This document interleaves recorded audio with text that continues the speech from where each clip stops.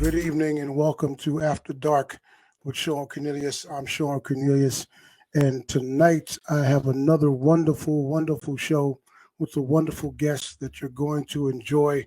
So I want you guys to make sure that you sit back, relax, and all right, Smoke, what's going on, brother? Good to see you. Good to see you, D. Good to see you as well. Good evening. Welcome to the show. I hope you guys had a great weekend. I know I had a wonderful weekend and I was able to relax and just do some creative stuff. So I hope everybody's doing good. Hello, Tony Young, Tyreek, D, over there on the After Dark page, and Lewis, Stephanie Sullivan over on the Shawn Cornelius page. So tonight, guys, got a fantastic guest. But before I get into that and bring her on, you should tune in this week. You got some fantastic guests coming up this week on After Dark. Tomorrow night, I have the very funny talent comedian, one of the New York Kings. And on Wednesday night, Positive K, hip hop legend. I Got a Man will be in. Greetings, Denise. Also on Thursday night, Coco Brown, Tyler Perry actress and friend and comedian that I've known for years, who will be in here on Friday. DJ Cass from down in my Charleston radio days. And Saturday, Raheem, the Ladies' Dream, formerly of the Grandmaster Flash and the Furious Five, and also the Funky Four plus one. And I said former member of Grandmaster Flash. Probably still is. So anyway, that's the week. We got a great week. So, but tonight, I have a wonderful human being. I have an author. She is a model, and she has a book that she just put out called OSHUN Forgot About Me. And I want to tell you something. I was supposed to. I ordered the book from Amazon. It said it went down and came down on one of my devices. I never found it. I was never able to find the book, but I paid for it, and it's somewhere floating around in cyber heaven. I'll get it eventually, but I know what some of the topics are. But she's here tonight to talk about it. It's a very transparent look at some things that I'll have her tell you about and discuss. So I want you guys to do me a favor before we even get going. Please share this live stream wherever you are, whether you're on the Shawn Cornelius page or the After Dark page. Please share this with your people on your page. All right, so let's jump into it. Our guest is patiently waiting. She's in the green room. Going to bring her on right now, and we'll meet her and talk to her about some things. What's up, French Suggs? How you doing? You guys, please welcome to the show, Shamika Booker. Hey, good evening, Shamika.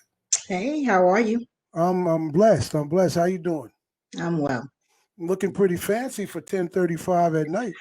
I can't come up here with my headscarf on, getting ready for bed. I had to a little something. Nothing major. All right, just okay. That's fine. It's all good. No problem. So how have you been? How's everything going with you? Everything's great. I got a lot of welcome with regards to the book. I thank everybody for their support. It's way more than I expected, so I'm thrilled with that. I'm getting a chance to talk to a few hosts and everything, and so it's spreading. So I thank you for having me on the show. Oh, anytime. I mean, I've known you for a little bit, and when I saw that you had, we talked a little bit, and then you told me about the book and about what it was, and from what I got from everything, it's definitely a book of healing. And I think the topic, like you said to me, it's not really talked about basically in our community, our culture, but it goes on daily. And it's something that you have experienced yourself and you wanted to talk about it. And you were very transparent, because I did talk to someone who started reading the book and it was like, it's kind of real. So I was like, kind of real? I think it's very real. Yeah. So, but before we get into that, let's just tell the people a little bit about yourself, who you are, where you come from. Like I said, I know you're a model, and I know you're also a wedding consultant. Yes. And then author now. So just tell them a little bit about Shamika. Well, I'm a product of Brooklyn. I'm a Brooklyn native, and I grew up in the 70s, 80s. So things were a lot different than they are now. Families didn't talk about certain things. We talk about more now as a people but we talk about sex more. We talk about sexual acts more, but we don't talk about the realness of relationships. We don't talk about the ups and downs and the hurdles that people face. We don't talk about things that could be traumatic to people. We tend to sweep things under the rug or ignore it or act like it didn't happen. So that's one of the things, like, I am big on being very blunt, being very honest. If you know me, that's me all day. Right. It may hurt your feelings. That's not the intent. The intent is to, let's be open. If we're going to heal, we have to get to the root of things. So I've always been that way. And so that's just something that I bring to the table. And this is a topic that was near to me, and I had to heal. So I said, well, in the process, let's help some other people heal. Right. So, well, we could tap into the other stuff later. We want to get right into the book and talk about what exactly has gone on with you, what was going on with you, what you're dealing with, what you're still healing with, and again, what could possibly help other folks. So tell them the name of the book and tell them about the book. Okay, the book is called OSHUN Forgot About Me, and I was apprehensive with naming it that. Oshun is the Yoruba goddess of fertility. Okay. So I didn't want to offend any Christians. Mm-hmm. I didn't want to offend any who practice any spiritualism. But it's the book is not about her. The book is about me and my feelings. It's about how I felt forgotten. Black women in general are taught to be strong. We are taught that that's like the biggest compliment, supposedly, that anybody can give you. And I feel it's a complimentary insult. And I say that because we say that, you have to be strong, or, you're so strong. And meanwhile, we don't know that the person is breaking. We don't know that they're inside, because we're not allowed to be fragile. Okay.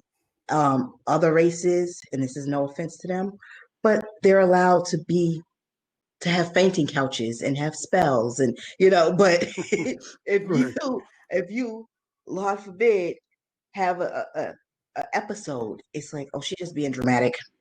It's brushed off. You have to be strong. You can't shed a tear. You can't have those moments of darkness. And part of it is that you feel that you're alone, because you see everybody in your family, all the women in your family are being strong, all your friends are being strong. So it's like, oh wow, if I can't deal with this, then I'm just weak. I can't, so you don't want to be perceived as weak. So you put on the bravado and you're faking it, which doesn't allow you to properly heal. So it's by telling people that they're strong, or by telling people they have to be strong, we're doing an injustice. We're doing a big injustice. And so that was one of the big points, because I felt like I literally had to remember to breathe. And when you don't feel like you can put that out there, you're doing a lot of damage to yourself.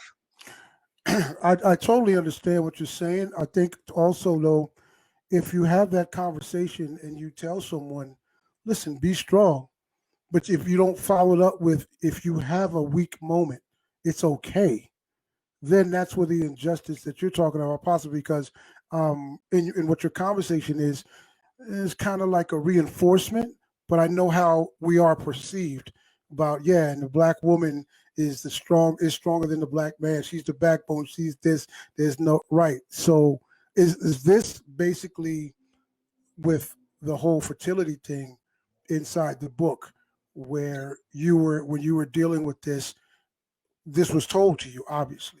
Yes. When you felt like you just whatever, I can't show this. So is this why you specifically wrote the book, to get all of that out of yourself? Well, it was not just the fertility thing, because I navigated that. I dealt with that. I went through a lot. I went through 7 miscarriages Mm, and lost okay. 9 babies. Okay. Wow. Wow. Um, I went through after that, you know, decided to go an alternative route. And I think that was the insult to injury is trying to deal with um trying to figure out a way to deal with it and just hitting roadblock after roadblock after roadblock. And it's like, okay, well what's what's going on? What's the purpose? And as Right. women, you're given dolls to play with. You Right. know, you're given dolls to play with. As little girls, you're given dolls to play with. Your first imaginary role is a mother. You Hmm. know, more often than not, Right. you're mothering these baby dolls. Um, I think we've gotten better over the years with giving little girls other things to aspire to, Hmm. but you know, we tend to give them baby dolls, and most little girls want to grow up to be like their mother. And what is their mother? Their mother is a mother. So, um, when it's like this is what my path is supposed to be, but I'm hitting roadblocks, and I'm saying, okay, so I did try and do foster to adopt, Hmm. and it's a very land minefield road. And I've had people who did not know me hit me up and say, um, if I ever meet you, I'm fighting you because you made me cry. you Mm. know, you Right. Right. know, and it was like that wasn't my intent. I didn't intend to make people cry, but it was, you know, I was very, very transparent in this book. And Yeah. there were plenty of times when I had to put the book down and writing it Hmm. because I couldn't see through the tears.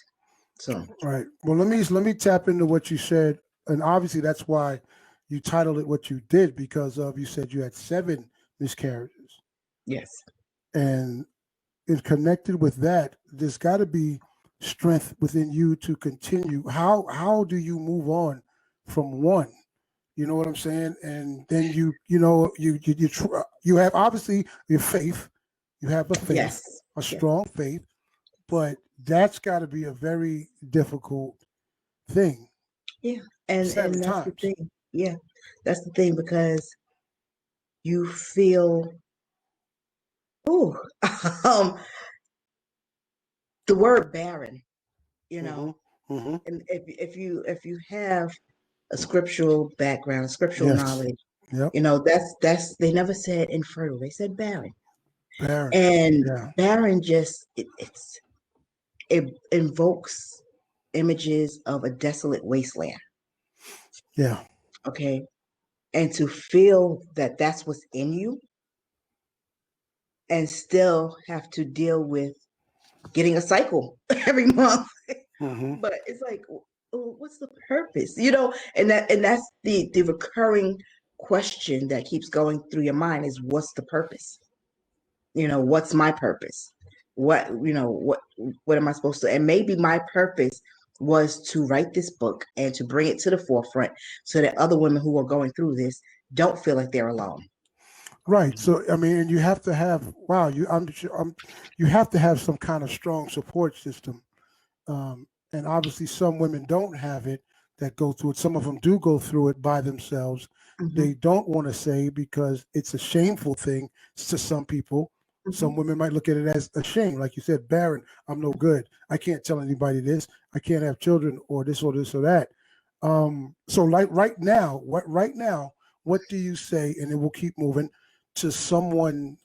What do you say to a woman that might be out there dealing with this, that might come across this? Because again, let's go back to the number 7, but you kept trying. Right. I'm actually in a Facebook group that someone just, you know, is going through fertility treatments, and she was, you know, very hopeful, and I told her, I said, you know, you have to stay positive because that's one thing that's a big thing. Um, and you do have to have a support system. Even if you don't want to talk about it. And that's the thing. We need to talk about it. When you're going through those treatments, those treatments will have you on your highs and lows. Those hormones have you all over the place, and it makes you an unpleasant person a lot of times. Right. To say the least. So when you have because sometimes it will stress your mate out. And then here's my big thing was I didn't feel like I could turn to anyone because majority of my girlfriends have children. Right. Okay. My mother has a child, Right. A lot of people who don't have children by choice. So I didn't feel, and that was the thing, because I looked for support groups. Mm-hmm. I looked for specifically support groups for Black women. And what I came across there was one. Okay. And it's the moment I clicked on it, it was a picture of the founder with her child, which to me was a turnoff. I understood what she was trying to dangle the Emerald City in front of Dorothy. Right. Like you can reach the Emerald City, you can get here. Yes. The Wizard of Oz is here. But the reality of it is not everybody gets the happily ever after. And I think we have to have that safe space. So if somebody's going through it, they have to have someone who can continually talk to them. It's not a quick fix. It's not a quick conversation. It's what are you going to do? If this doesn't come to fruition, what's your next choice? Where are you going to go from here? Because after the miscarriages, I went to fertility treatments. And then I found myself single. Mm-hmm. And I wasn't ready to give up. So I considered sperm donors, which that's a whole nother subject, because the selection process is pretty funny to me. Like, it's actually very funny. Okay. And if anybody wants to know what I mean, just go to any cryobank website and just look at the selections and all that you get to choose from, and how much you get to narrow it down. And when I narrowed it down, it was 0 results matching what I wanted. So now, okay. So, but I'm saying now, obviously, you said there's a wide range of selection. Why did you come up with a 0% of because, you know what I mean? What I wanted, first and foremost, I wanted the person to be African American. Okay. I didn't want my child to be of another race. Okay. Because number one, eventually you have to tell a child where you came from. Right. Yeah. And if my child says, well, why did you pick this? Well, I don't, I want a child who, I'm very selective, even with the men I date. I've never dated outside of my race because I need a man whose voice has enough bass to remind me of the djembe drums of Africa. I can't take so I didn't want my child to not have a shared heritage. That's my personal choice. I don't knock anybody who does. Right. So let's stop. Right. Let's stop there. And okay. So then there was a selection of African men. American. Okay. Yes, African American men. All right. So then we're going to narrow this down and find out how you got to 0%. Now that's one thing that you wanted. That was option. All right. Go ahead. Educational level. Okay. I said some college. I didn't even say he had to have a PhD. Some college. Okay. All right. Okay. Let's say that then I'm sure there was some. Yeah, there was. Okay, that's 2. Height level. I'm 4'11". Okay. I'm 4'11". Okay. 6 feet and up, please. Okay. Okay. Let's slide this. Okay. They had the height requirement, I'm sure. That's 3. And then they ask you, what did you want the person to have majored in college? Wow, it goes that deep, huh? Right. And then, do you want the person to have another language? And then, what do you want the person's hobbies to be or be proficient at? And what do you want? Like so it keeps on. Yeah. So you're actually building. Yes. You're building a human being. The ideal sperm. Yeah. Yes. And you said it kept shrinking. It doesn't even show you that it's shrinking. No, I'm saying right. It's So just you giving you saw the it. categories. It's just giving you Right. the categories, and you're choosing. Wow. And then it tells you what you have to choose from. And I had 0. And I didn't know where the Richter scale, where the. Okay, and I'm not playing devil's advocate or anything. I'm just trying to get an understanding, Mhm. because even when you're talking with when people are being selective with dating, some people out there probably on this live, we all have our standards in our selection process, and you don't have to bend your standards. Not when you're paying $600 and $700 per vial, and not when you're paying to store it for up to a year, because they recommend that you buy at least 6 vials Okay. and then storage for a year. And it's rated nice. They do a nice little package for you, and you actually get a voice sample of the person, and you actually get Wow. the staff's impression of the person when they came in, I- and you get a childhood picture of the person, so that you can later show the child, this is what your dad looked like when he was a Mhm. kid. Mhm. And so I was looking at $8,000. So for $8,000, I want what I want. Okay. All right. Okay. All right. I get it. I totally get it. Yeah.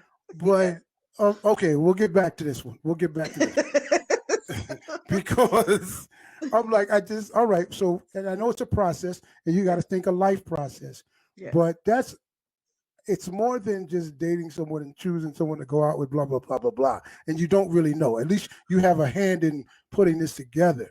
But when you say there was 0%, I'm just like, okay, that number throws me crazy. There was 0 vials that matched what I That wanted. match what you 0 wanted donors. out of 0 donors. all. Okay, Yeah, all right, 0 okay. donors.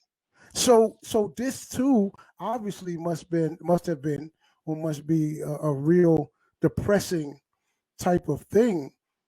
Especially when you see the clock ticking, Yeah. because most fertility clinics will not deal with someone after 45. Okay. Apparently, some clinic in New York has now found a niche for this, because they consider themselves the last chance option. Mm-hmm. I heard an ad like within the past week. They're the last ditch option, and they don't have an age limit. Hmm. Okay. So you can be 50 and walk up in there and say, "Hey, I'm ready to do this." Right. Well, So, because but when you do that again, obviously your clock, if you're 50 years old, is a slimmer chance of you carrying out or having a baby. A little bit, because now women in their 50s are having kids, but the percentages are kind of right, not high because you're your right, age factor, right? right. So okay, I get it. If you don't mind me asking, how long was your longest carry? 7 months. 7 months. So there's a reason I asked that too, because you get into this mode, you're pregnant, you're 7 months, or how the longest, and your mind is set, your body, and then you go for this. Now, what number miscarriage was this? Because again, This was number 3. this was early. Okay, so This was and number you 3, and I felt, and I didn't go into detail in the book, and uh, people have asked me to, delve deeper into this, Mhm. and possibly do another book. But Right. The thing was with that one, I went through everything, you know, um, where I actually had my water break. I actually went to the hospital, and I was set up in a birthing room. St. Vincent's Hospital was still open then. So they set Wow. me up in a birthing room, and they had the mirror in position. They had the fetal monitor on, and then they noticed that there was no heartbeat. Okay. Wow. And so they moved the mirror away, and so it's a whole thing, and you're experiencing, you have to have this child that's now not living taken out of you. Mhm. And back then they didn't bring the child to you. Right. This was 1992. Um, so no, they didn't bring the child to you. So I never got to see him. Yeah. Well, So listen. What is the most? I'm sorry. I didn't mean to cut you off. If you go no, ahead that's and finish. fine. That's fine. What what what is the most difficult part of your journey? I mean, I've written a book. It's very transparent. I talk about a lot of things in my life, not the actual physical loss of a child, but the loss of a child in a way. And I know when I was going through it, there's certain things how I was hurt. What's the most difficult part of this journey? And I don't want people to go, well, it's obvious. No, it's not obvious, because Mhm. I know the losing the child part, or you were talking about the being into, like, now to you, because you wrote this book. The book is a part of healing. Well, the most difficult journey now, the most difficult part was because twice in the past 3 years, I was inches close to adopting. Um, and you Right. saw, didn't I, you see, you saw I should, right, right. right. I thought that was your And birth child. right. So I got a little boy in 2018, and he was 6 days old when I got him, Hmm. and I had him for 15 months, Okay. and they decided to place him with family, with someone who had some of his siblings. Okay. Um, so that tore me apart. That tore me Yeah. apart. Yeah. And then 6 weeks later, um, they brought me this little girl, and it was supposed to be a completely different situation. Um, and apparently it's not, because she's not here. Right. Right. And I had to learn how to breathe. Hmm. She was my entire heart. Right. Okay. So, yeah, Yeah. I mean, that's the hard part. right. Um, Right. Take your time. It's all good. I have, and that's mhm, why, again, I'm appreciative of you being here, because, again, this is not only possibly helping you continue to heal, but it's going to help others. And you, like you said, it's sometimes we push these things to the back, right. Yeah, and we do. and people need to understand that, they take certain things for granted. Right. And this is one of the things I hope people take away from your story as well. We take things for granted. There's a Mhm. lot of women out there and men who don't have children or can't have children, and you have a child, and you're not even taking care of your child or loving your child the way you need. There are a lot of children in the system. I used to Right. work in that system. You And that know, system is a whole nother beast, yes, because it is very blood is thicker than anything, right, right, without considering mitigating factors. Um, it's you have to have a huge heart and thick skin to deal with it. right. And New Jersey is a lot different than New York. In what way? Please, exact. Because Yeah, okay. I had a relatives and in-laws child for quite a few years in New York. Um, and just the process was different. Um, and it's not even just the difference between kinship and normal foster to adopt. It's just the process, the training process, the hurdles that you have to jump. And then I was met with, and New York has different agencies that handle their foster care, whereas New Jersey, everything is state run. There are no outside entities that come in and monitor it. Right, right, Um, it's straight state run, and a lot of people use it as their personal. Uh, they play with it with if I don't like you and I know that you want this, I'm gonna make sure that you don't have this. right, right. You Wow. know, and that's not the way that a state agency should be run. Hmm. But their whole goal is to say that we reunited X amount of families, regardless of how they did it, regardless of whether it's best for the child. It is we put together X amount of families. So, Right. um, Okay. Well, yeah, listen, I usually take a break around right at this moment, but I want you to expand, like, really quickly. Let them know where they can get the book, and if you want to say anything else about, because I could take a break whenever I want to, which is Is it your show? which is I don't want to be cocky because I'm not. I'm humble, but I think this is a very important conversation, and I want you to be able to finish where you're finished, Okay. and then we can carry on. So if you answered my difficult question about the most difficult part, but I know that you let them know where they can get the book, again, the name of the book, and then we can carry on. Okay. Well, OSHUN Forgot About Me is available on Amazon. You can get it on Kindle. It's also on Kindle Unlimited. So you can, if you have unlimited membership, feel free, but make sure that you at least turn the page. Can they actually count that? Like somebody could get it, but until you turn that page, it doesn't count.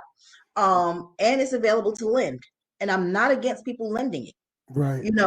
I want the conversation to be had. I want people to have these conversations. And we have started doing virtual healing sessions. And there is an OFAM page here on Facebook. That's your group, right? That's your group. Yes, that is my group. And I'm actually planning a women's Unpack Your Baggage retreat for October of 2021. So the details are coming, but we are starting to take reservations, deposits, so that we can go ahead and book this. We're going to pray that the pandemic is over, but I'm not going to book to capacity of the cabin. We are going to have yoga. We're going to have life coaches. We're going to have social workers in case of some really heavy baggage. We're going to have some fun activities, but we're going to do the work. We're going to start to heal. Okay. And that's the big thing, is starting to heal. So, well, listen. I appreciate you coming on and talk about this. I know it's kind of tough, or it is tough, but I pray, I will continue to pray for your healing, and anyone else that's out there that's going through it and dealing with it, to know that there is a place to go. You can go. Don't hold it in. Don't, it's a depressing situation, but you have to continue to stay in some kind of positive energy. Maybe if not on that, specifics of having a child, which it can be devastating, but what you're offering them tonight is letting them, hey, you can get through this and get, because I know one thing, and then I'll take a break. You said in an interview, baby showers are very tough for you to attend and go. So do you go, or do you turn down more than you attend? I go, because at the end of the day, if my friend, if my relative, if whoever it is, if they're having a child, I am celebrating them. I have 13 godchildren. I have 13 godchildren. My godchildren have children now. Those are my babies. My nieces and nephews have their children, and that I absolutely adore. Aunt Shamika, Gigi, Godmommy. Like, I am there for every child.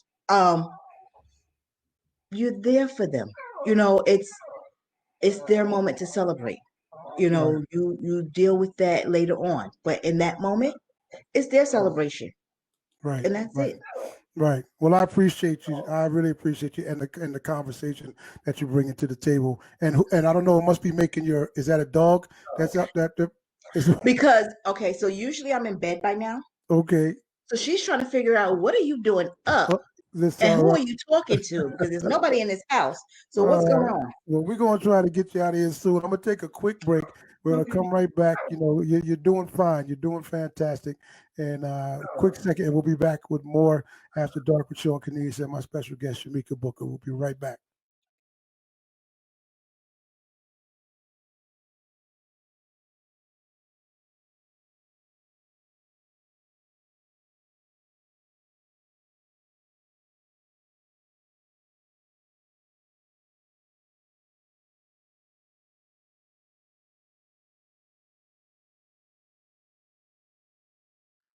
Hey guys, we're having a great time talking with Shamika, and I want you guys to continue to tune in. And don't forget, if you're on the broadcast, please share this to any and every page that you can. The support is fantastic. I appreciate you, and I thank you for coming in and supporting these artists that I have coming to the show. Next half, we're about to go in here, and we're going to put Miss Shamika Booker on the love seat and see what happens there, because I heard she has a hot love side to her, and we're going to find out what's going on. So thank you guys again for tuning in. Let's get back to the show. All right. I see you had to take a sip of something before I said I got to put you on the love seat. I saw that. I saw that while you were sitting in the green room. Now you need to just drink. I don't know what's in your cup. Let's get ready for this. All right. Okay. I don't know what's in your cup, but I'm gonna treat you like I treat everybody else. It's actually some ginger tea. Okay, good. Yeah. I had mine about 2 hours ago. Fantastic. But the second half of the show, I always talk to my guests about their opinions on love and romance and all that other good stuff because of the book I wrote, Expressions of Love and Romance, which is my transparency to my life on the topic of love and romance. So it's gonna be all right. So let's see what goes down. First question that I always ask every guest: what is the meaning of love to you, and how important is it? Now we're talking relationships. We're talking relationships now. All right. Okay. What is the meaning of love to you, and how important is it? To me, love is being able to look at that person and still want to be there for the good and the bad times. Because every day you will not be in love with that person. But if you love them, you will still be there. You will still be able to say, okay, today I don't like you, but I love you. I don't like you, but I love you. I'm still here. All right. Okay. And how important is that to you? Oh, it's huge. It's huge. Because if we get to the point where I don't love you, we're not going to make it through the bad times. We're not going to make it through the petty stuff. You left the toilet seat up. Oh my God, I can't stand him. And it's just like the littlest thing will work your ever loving nerve. Oh yeah, yeah. Well, I always counteract that one with what? Well, you left the toilet seat down. Now what? What are we gonna do? What's the problem? What's the situation? And that would cause an argument. Exactly. And that's where the tit for tat and the pettiness and all the and you get to it being just explosive. If you don't love the person, you have to genuinely get to know someone so that you love them at their core. Sure. All right, good answer. And now let's flip it to the next topic: romance. What does romance mean to you, and how important is it to you? Romance can be anything. Romance can be simply sitting in silence with that person. It can be after a long day's work and the outside world is locked away and you are just together and at peace. So romance doesn't have to be the flowers and candy and all, although that's nice. But it can just be being. Okay, and if that's what it means to you, I'm good with that. Whatever works for you. All right. So give me 3 things that's a turn on to Shamika about men. What turns you on about men? Your top 3. Confidence. Confidence is so sexy to me, and not that fake arrogance, over the top bravado. No, serious confidence. Because here's the thing, and I'm not tooting my own horn. Go ahead, toot. But it takes a certain confidence to be with me, and I had to learn that. I had to learn that some men did not have the confidence it took to be with me because people tend to notice me. So if you're not confident, you're going to be bothered by it. All right, I'll take that for number 1. Yeah, so confidence is number 1. Number 2, you have to be versatile. I need to be able to have you go from the boardroom to the backyard barbecue and we playing spades. I need to know that you can go with me to the opera, but then we can go to the gun range. I can't have one person that's all the way right wing or all the way hood. Like I need I need somebody who's a mix of both. Okay. All right. So that's definitely number 2. Number 3, I have a thing for dark skinned men. I do. If you see my 3 husbands, not all of them were dark, but but I do have a preference of dark skinned men. Okay. All right. So that works. All right. Those 3 are good. Now let's go to this other side of the spectrum. What are your 3 turn offs?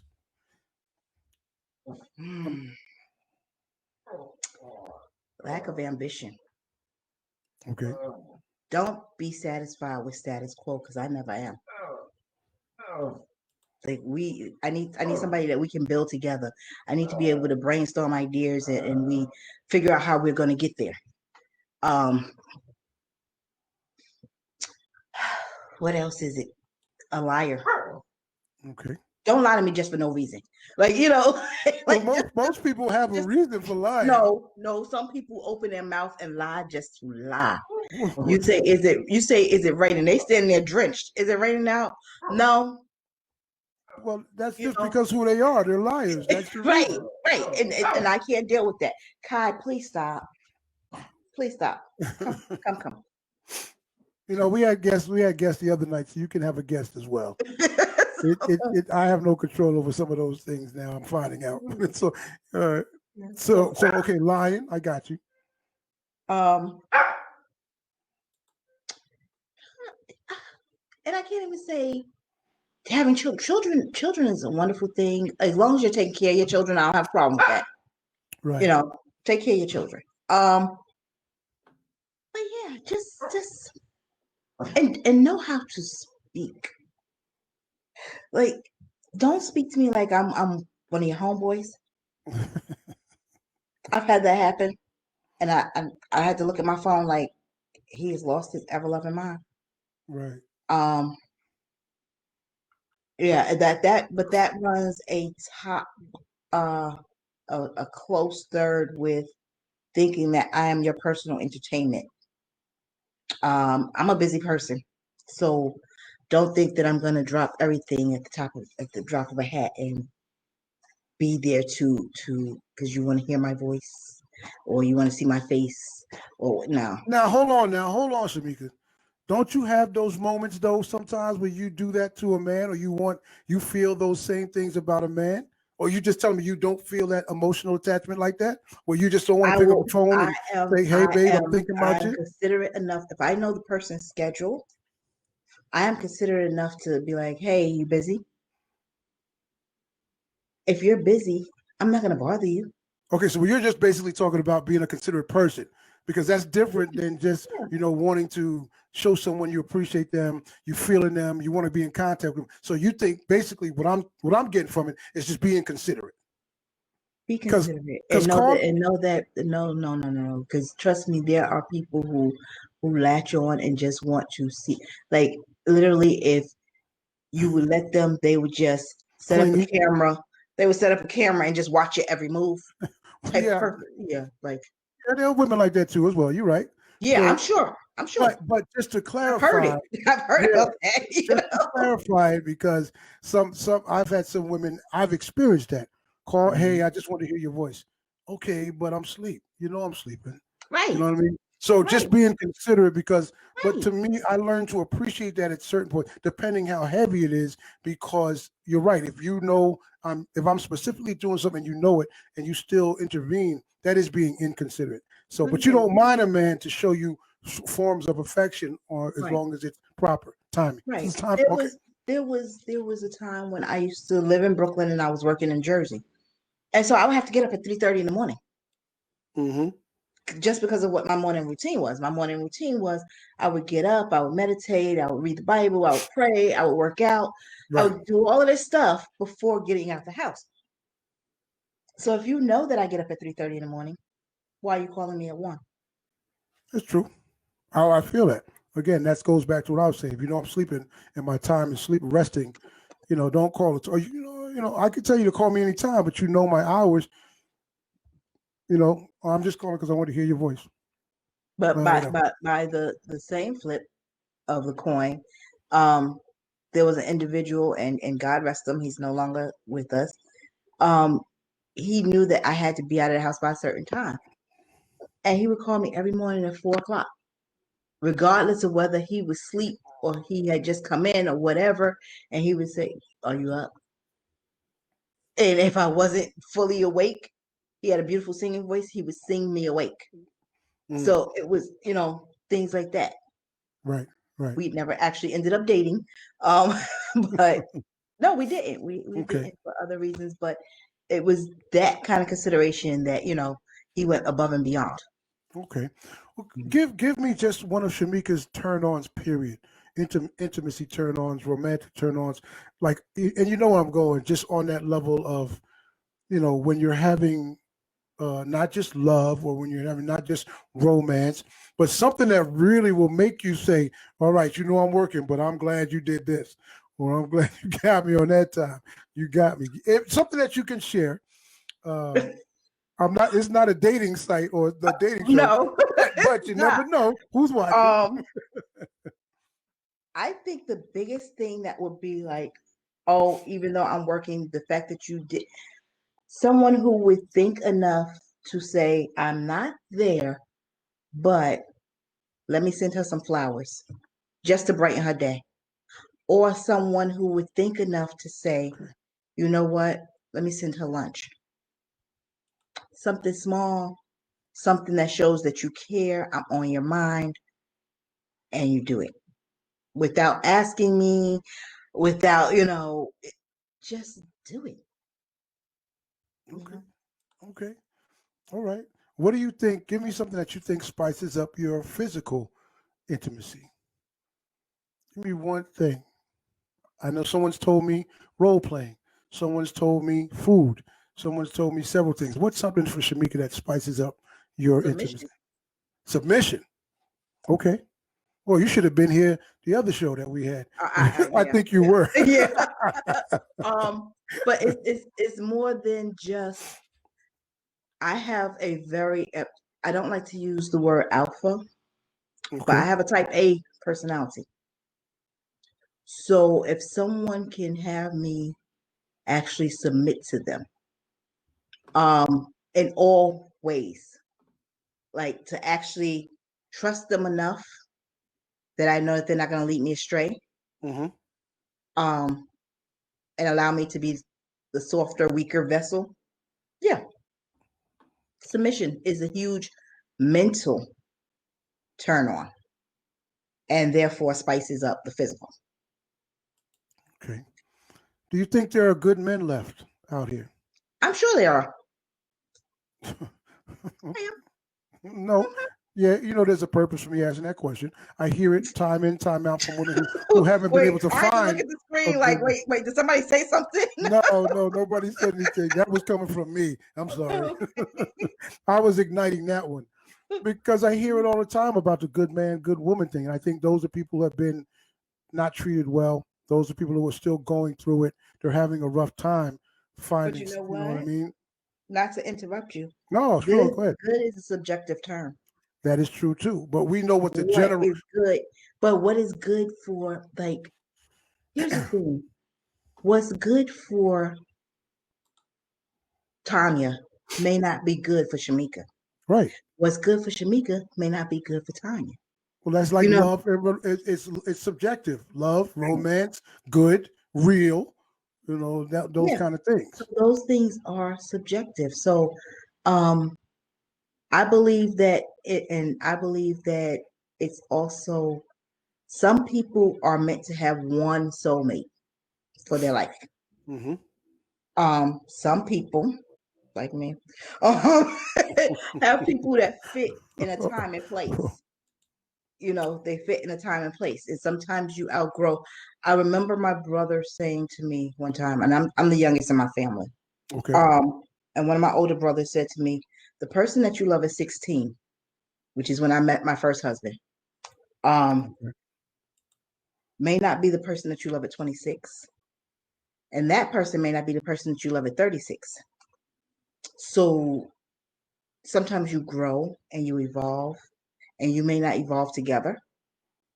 Your paths, they may just be there for a purpose to get you to that next step. And so you take the Right. lessons from it. You don't let it make you bitter. You go on. Right. I've been single now for 8 years, almost 8 years. I'm counting months before, but Okay, but the title single, not by yourself, not dating on, but single. I've dated people, Okay. But but dating does not. Here's the thing, and my thought process is this: I can date people, Dating is a process that allows you to figure out if you want to spend more time with someone. Right. And then you can date someone exclusively. Okay. That still doesn't mean that you're in a relationship. Okay. Okay. No. No, let me get it out. But if you're saying you're exclusive with that person and you're dating them exclusively, again, here we go with the subjective stuff. That's a relationship if you're dating someone exclusively. No, I can date you exclusively and don't have relationship expectations. Okay, but you're talking about expectations. But going across, you're literally in a relationship. No, I'm just not seeing, like you're just not seeing. I'm not expecting this to go any further. We're exclusively dating. Right. We are not seeing other people. Right. We are not involving, outside entities. Right. But we're not in a relationship. We haven't sat down and had that conversation and say, okay, so in a relationship, what is it that you expect? What do you want from me? What do you want? That's not all that's coming into play if you're exclusively dating someone. Right. And that's a big thing. I think people, and that's where people get their feelings hurt. Well, I thought we were together. Says who? When did we say that? And that's one of those things. Well, again, it just depends on how you define it, because if you're looking at the definition or the specific definition of what relationship means, you're in a relationship. But like you said, if you have that conversation to say, this is where we're going, but the literal sense of the word relationship, you're in a relationship. You're going out with each other, you're dining with each other, you're having sex with each other, you're doing all these things, except you just haven't said, this is where we're going. So you're just saying basically the conversation for Shamika will take her to the relationship, which again, everything is subjective. I follow. Because in a relationship, to me, a relationship can't be an eternal relationship. Okay. I am not going to be with someone for 10 years in a relationship that's just ongoing. I'm not the forever girlfriend. Okay. I'm not. So that's one of those things. So yes, if we say that we're in a relationship, yeah. But obviously you have to be in some kind of situation like that to get to that conversation. You can't just you got to be in some type of quote unquote relationship to get to that conversation to go, this is where we need to go. All right, cool. All right. Here comes the fun part, because time goes so fast when you're enjoying yourself. So I got a little game I play with my guests before I let them off the love seat, virtual game. And my people that watch the show and follow, they know what it is. It's called Favorite Sevens. I'm just going to go ahead out and call out 7 things, and you're going to give me your favorite. Okay. All right, it's all right. I see you go like, oh my God, I made it through all the way, but no, it's all good. You'll be fine. All right, here we go. You ready? Favorite food? I don't have one. I don't. Okay. All right. Well, I don't usually have a pass button, but if you don't have one, you don't have one. No, so it's very much dependent on my mood. So yeah. All right. Favorite movie, all time movie. All time? Yes, all time. Claudine, that's a good one. Yeah. I love that. Gladys Knight soundtrack and James Earl. Thank you. Fantastic. All right. You're an author now. Favorite book you've read? Oh my God. I've read so many, and I don't have, oh my God. I couldn't even choose. Like there's I've literally read thousands of books. For show purposes, throw one out that just pops at you so we can kind of understand what you've read. I would have to say Roots. Okay. All right. Yeah. Like Roots. I read that at age 8.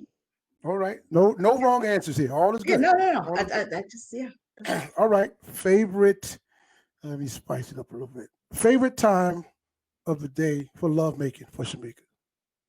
Early morning. Early morning. Okay. Favorite all-time Black TV show? Living Single. Favorite celebrity? Favorite celebrity crush? Favorite celebrity crush?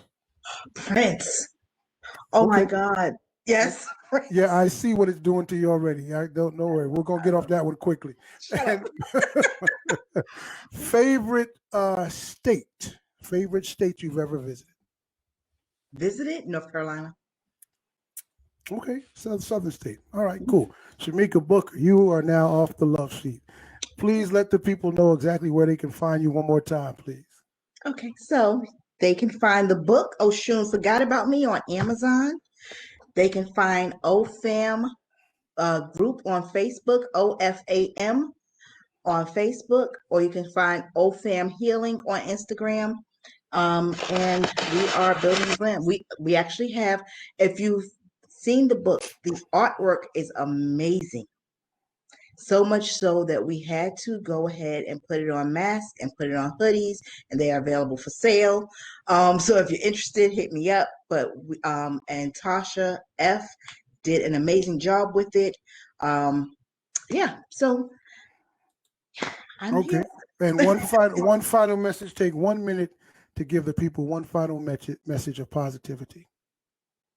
If you ever need an ear, if you ever need someone to vent to, if you ever just need someone to listen to you breathe, to make sure that you're breathing, and you don't feel like you have anyone else, find me on Facebook. Find me wherever. I am there. I don't care what time of day or night it is.